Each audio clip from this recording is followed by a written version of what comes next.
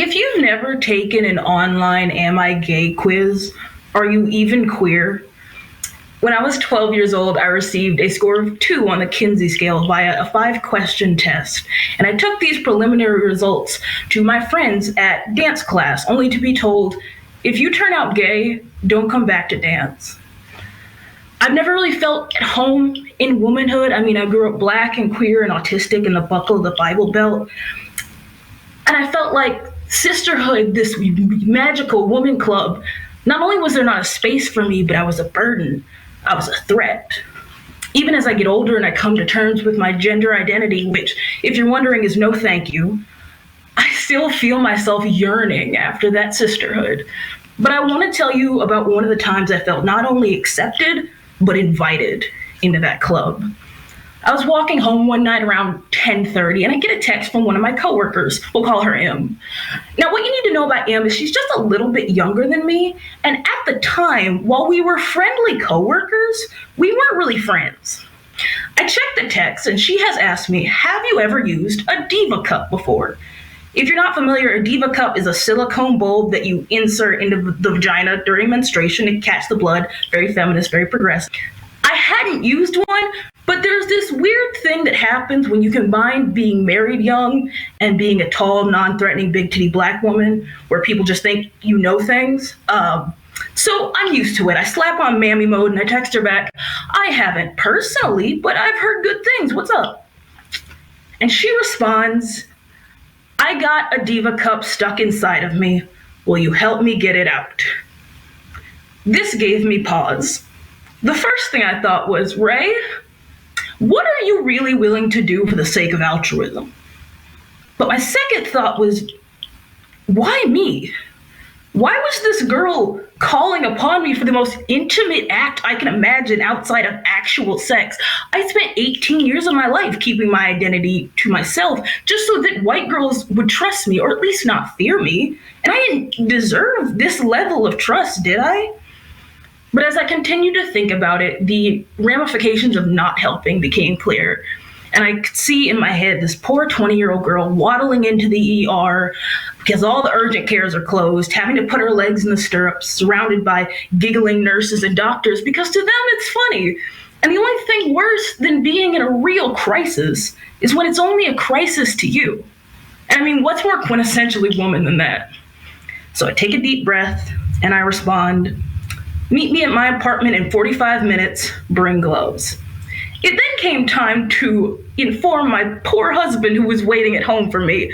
I just texted him, hey, Em got a Diva cup stuck inside of her. She's coming over for me to get it out. He did not know what a Diva cup was. He Googled it, read like 5 words and went, that's enough, and responded, okay, I'll lock myself in the office. So I get home and it comes time to create an area conducive to the procedure. I lay out some towels on my bed. I set up some pillows for back support. I grabbed some lanterns because the lighting was bad in my room. Honestly, I think I put together a pretty good 10-minute gynecologist office, if I do say so myself. I get a knock at the door. I answer, and Em is there, and she's like red-faced and puffy. She's obviously been crying, and she hugs me, and the first thing she says is, I'm sorry if I smell. I've been stress sweating.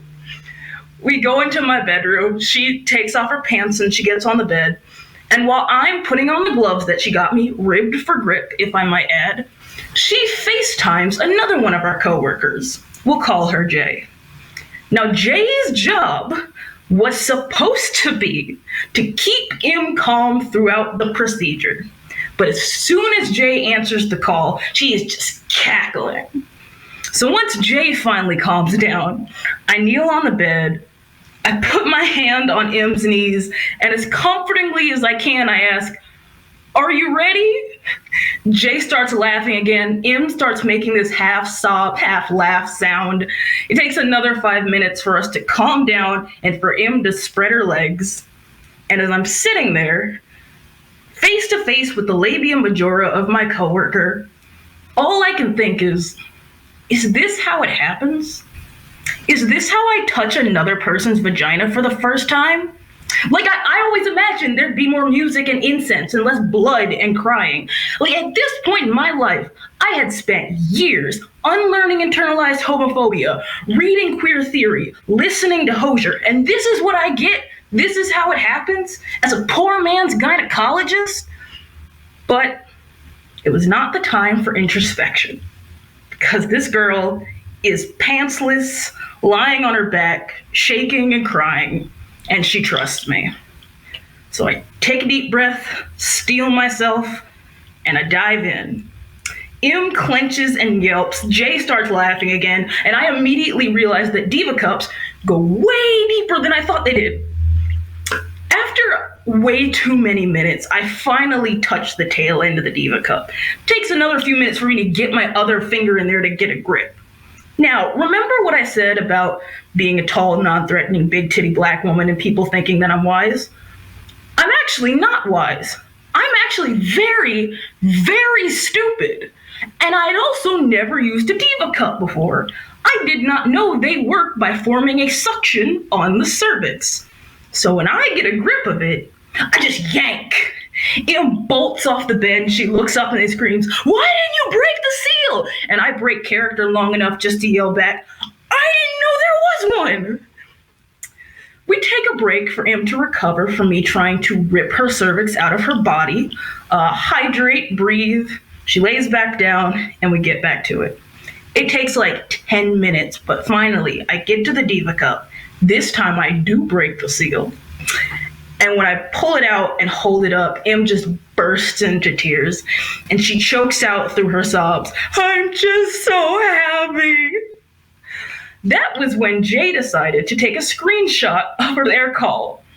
And that picture of Em's blurry, puffy red face with Jay cackling in the corner, along with a picture of me and Em hugging afterwards, is still up on Em's Instagram to this day, with the caption, and I quote, "What's up, boys? Have I got a story for you?